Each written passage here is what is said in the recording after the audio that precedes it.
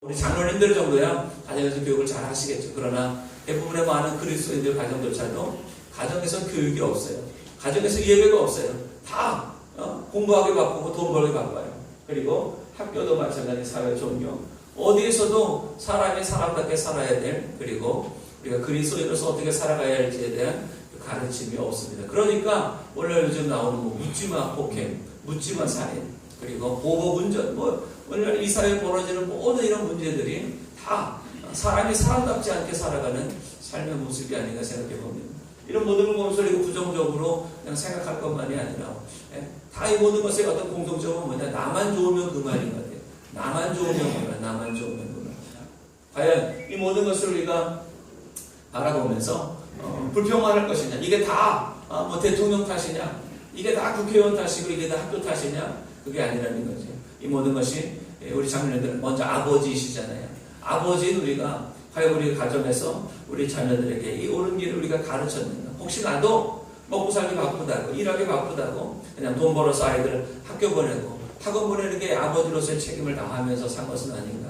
이제 장로로서 정말 우리 성도들을 영적인 자녀로서 정말 잘 가르치고 또 우리 자녀들을 잘 가르치는 그 일을 우리가 지금 가정 안에서 하고 있는가라는 것이죠. 그래서 오늘날 우리 가정과 사회의 해결책, 과연 이것을 어떻게 우리가 해결할까? 자기밖에 모르는 이런 이기적인 세상 가운데에 우리가 이것을 효로, 그래서 이 효, 처음엔 이 효를 가지고 우리가 썼어요. 그랬더니 중국 사람인 줄 알아요. 그래가지고 한국어로 효를 썼더니 이제 외국에 나가니까 아무도 못 알아봐요. 이게 무슨 글자냐고. 그래서 HYO 효라고 쓰기 시작했습니다. 어저께 최승현 목사님 분명히 한번 물어보셨을지 모르겠어요.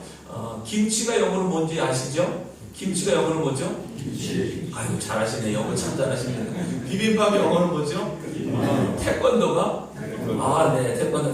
효는 영어로 뭐죠? 효는 효예요. 원래는 필리얼 파이어티라고 하는 단어이지만 참 어려워요. 그래서 HYO, 하모니 오브 영앤 올드라고 했을 때 다 중국 사람도, 미국 사람도 그 누구도 다 금방 쉽게 이해를 하더라고요. 그래서 오늘 우리 사회 가정의 이 위기 해결책을 우리가 효에서 한번 찾아보자. 가정에서부터 우리 국가와 사회 문제의 어려움을 해결할 수 있는 그 해결책을 한번 찾아보자. 왜? 대한민국은 효의 나라이기 때문에, 또 대한민국의 모든 고유, 정신문화, 우리 5,000년의 모든 역사를 이어온 것은 가족제도고 그 안에는 효가 있기 때문에, 그래서 오늘날 이 시대에 변함없이 이 효를 통하여서 우리가 이 세상을 정말 모두가 행복한 세상으로 바꿔보자. 그런데 우리 이제 그리스도인들이잖아요. 이 효가 하나님이 말씀하시지 않는, 성경에 없는 거라면 우리는 말하면 안 되는 거죠. 그러나 성경을 보니까 이 성경에 너무나 많은 구절 가운데에 하나님 우리에게 효를 말씀하시고 이 효를 실천하라고 하시는 거예요.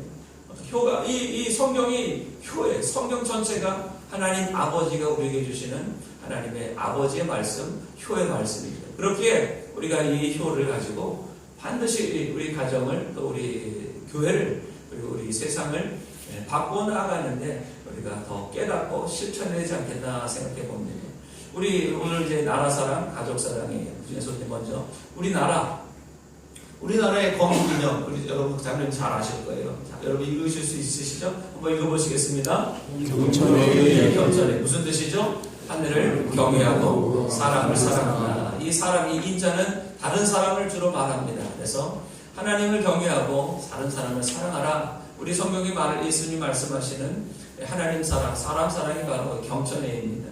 우리 구조선 시대부터죠. 우리 조상들은 단군이라고 말하지만 저는 그 단군도 하나님의 아들이 이렇게 신의 아들이 아니라고, 그것이 분명히 사람이죠. 그리고 하나님을 경외했던 것을 우리 역사가 이렇게 보면서 그것을 하늘에 대해서 제사했다라고 하지만 생각해보세요. 아브라함도 하나님께 단을 쌓고 제사를 지냈잖아요. 마찬가지로. 그래서 저는 그것을 제가 인정한다가 아니라 우리 조상들은 하나님을 경외하던 민족이었어요. 그래서 저 아브라함 시대 그 이전부터 노아 홍수 이후로, 바벨탑 사건 이후로 아마 우리 민족이 그곳에서부터 이곳까지 오게 된 것이겠죠. 그리고 이곳에서도 하나님을 경외하는, 바로 이 강화 만이산에 보면 이 참성대가 있잖아요. 거기에서 하늘을 경외한 거예요. 그래서 그걸 우리가 기천절 하늘을 제사 지냈다, 우리가 오해할 수 있지만 저는 그것을 오히려 그들이 하나님 앞에 예배한 것은 아닌가. 저 노아가 노아 홍수에도 하나님 앞에 단을 쌓고 제사한 것처럼 그 후손들이 이곳에 와서 하나님을 경외한 그것을 우리 조상들이 그냥 하나님 예수를 모르니까 그냥 제사를 지냈다고 우리가 아는 것 아닌가. 어쨌든 하나님을 경외하고 다른 사람을 사랑하는 것이 우리 민족이었어요. 또 한번 읽어보시겠습니다. 홍익인간 무슨 뜻이죠? 널리 사람을 이롭게 한다. 널리 사람을 이롭게 한다. 원래 우리 시대와 정반대의 모습이지 않습니까? 우리는 나만 좋으면 그만이, 다 자기만 좋으면 그만이 원래 우리 세대가 되었는데 우리 조상들은 널리 사람을 이롭게 하는 거예요. 굉장히 성경적인 말씀입니다. 사람을 이롭게 하는 것, 복되고 더 형통하게 하는 것. 또 우리 신라 시대의 화랑 가장 똑똑하고 용맹한 사람들을 교육할 때에 세소 5배라는 것을 했지만 그거의 시작이 뭐예요? 사친이교라고 하는 효를 가지고 시작했죠. 사군이중, 부모유신, 임전무태, 살생유태. 어느 거 하나 봐도 예수님이 하신 말씀과 다른 것이 없는 것 같아요. 부모님을 공경하는 것, 나라 먼저 그의 나라와 그 일을 구하라, 부모유신. 친구를 위해 자기 목숨을 버리는 것보다 더 큰 사랑은 없다고 말씀합니다. 부모유신, 임전무태, 그리고 살생유태. 생명을 전쟁에 나가서 죽이더라도 그것에서 구별하여서 죽이는. 근데 요즘은요 묻지마 살인이에요. 어쩌면 우리 조상들이 여태까지 살아왔던 삶과 요즘 너무나 다른 우리의 모습을 살고 있는 것은 아닌가. 신라가 삼국을 통일하고 나서도 북학이라는 것을 세워놓고 그것을 가장 중요한 과목이 효경입니다. 효를 가르친 거예요. 모든 국가의 가장 기반인 이 효를 가르쳐서 모든 백성들을 잘 지도하게 했죠. 고려시대에도요 국자감이라는 것을 설립하고 거기서 가장 중요한 과목이 효경이었다고 합니다. 또 이 조선 이성계가 나라를 건국하면서 인의예지신이라고 하는 이런 건국 이념을 가지고 나라를 만들었어요. 그래서 모든 백성을 행복한 나라를 만들어야겠다라고 하죠. 그러면서 수도를 개성에서 한양으로 옮깁니다. 그리고 성을 쌓죠. 그 성의 문을 만듭니다. 성의 문을 동대문이에요. 동대문의 이름이 뭔지 아세요? 장로님들? 동대문. 네. 흥인지문. 인이에요. 인을 어떻게 한다? 흥하게 한다는 거예요. 더 부흥시킨다. 그게 흥인지문이에요. 동대문이 있으니까 무슨 문이 있을까요? 서대문이 있겠죠. 서대문의 이름 뭔지 아세요? 의자가 들어갑니다. 의자가. 인천 장로님께서 돈의문이에요. 돈의문. 돈. 이것은 돈. 돼지돈자가 아니라 돈독하게 한다는 더 세운다라는 거예요. 돈의문. 의를 더 세운다. 그럼 남대문은 이제 잘 아실 거예요. 남대문은 뭐죠? 숭례문. 예를 더 높인다. 예를 더 높이자. 그리고 북대문도 있습니다. 북대문. 힌트는 지자가 들어가죠. 무슨 지자일까요? 무슨 문일까요? 홍지문이에요. 홍지문. 동부간선인가요? 거기 타고 가다 보면은 이 북악터널 그 근처에 보면은 홍지문이라고 또 나와 있어요. 자, 마지막 신자는 그 한 성에 한복판에 신자가 들어가는 데 하나 있습니다. 뭐가 있을까요? 네, 보신각이 있죠. 보신각. 그래서 인의예지신을 성으로 쌓고 거기에 문을 만들고 그리고 그 가운데 보신각 종을 만들어서 매일 새벽마다 이 보신각 종을 울리고 4대문을 엽니다. 그래서 모든 백성들로 하여금 성읍을 드러들면서 보게 하는 거죠. 그러면서 이 조선의 건국이념이 인의예지신을 백성들에게 알리고 그들이 그렇게 살기를 원했던 것이 태조 이성계의 건국이념이었어요. 그런데 문제는 뭐냐? 그 당시에 이 흥인지문이든지 숭례문이든지 이 글을 읽을 수 있는 사람은 전체 조선 사람들 중에 10%밖에 없어요. 양반들만 글을 압니다. 나머지 90%의 백성들이 글을 몰라요.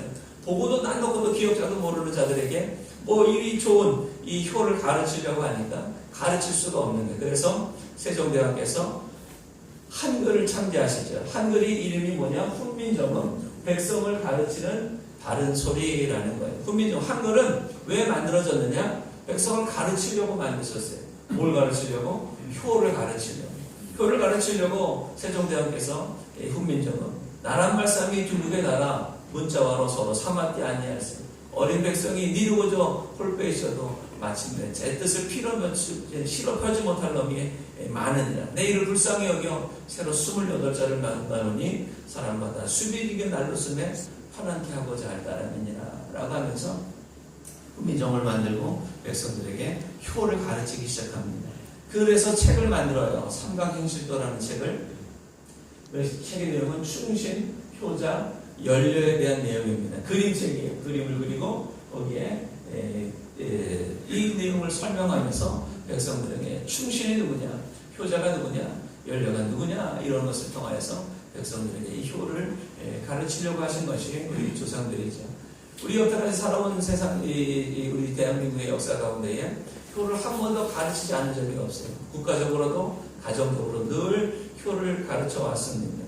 그것이 오늘날 우리에게 내려오면서 이 나라가 조선시대가 이제 점점 말기가 되면서 이게 무너지는 거죠. 여러 가지 유교의 가장 좋은 생각들이나 이런 것들이 형식화가 되고 그러면서 폐단이 나타나게 되면서 자꾸만 우리가 일본의 식민지가 되어서 식민지 사관을 가진 거예요. 조선은 헬조선이다. 조선은 부패했다. 조선은 썩었다. 조선은 안 된다. 이런 어떤 잘못된 생각들을 우리 민족의 역사에다가 심어놓다가 보니까 우리 스스로도 조선은 안 돼. 그러면서 낮게 평가하기 시작하는 거예요. 그러나 우리 조상들은 위대한 조상들이었어요. 그런데 그것이 내려오면서 여러 가지 폐단들이 있었던 것, 그것만 조금만 우리가 바꾸온다면은 그 안에 담겨져 있는 그 좋은 사상들, 그리고 그 안에 담겨져 있는 이 성경적인 사상들을 우리가 깨닫게 된다면, 그래서 과거에는 바로 이런 거였어요. 일방적, 그저 자식이 부모에게 무조건 효하게 되고, 부모는 뭐 술을 먹든 뭐 하든 자기 마음대로 가정을 막 휘둘러도 괜찮은 그런 일방적인 효가 아니라 쌍방적인 효. 불평등, 나이 많은 사람만이, 남자만이 좋은 것이 아니라 모두가 평등하고 좋은 것.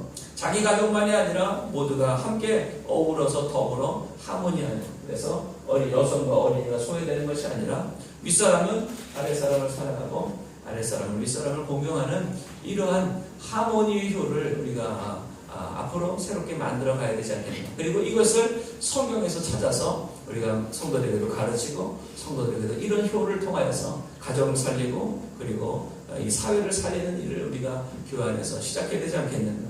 그래서 속담도 바꾸자. 아까 처음에 말씀드린 것처럼 집에서 새는 바가지 나가서도 샌다가 아니라 집에서 안 새는 바가지 나가서도 안 샌다. 한번 안 해보시겠어요? 집에서 안 새는 바가지 나가서도 안 샌다. 나가서도 안 된다. 네, 맞는 말인 것 같으시죠?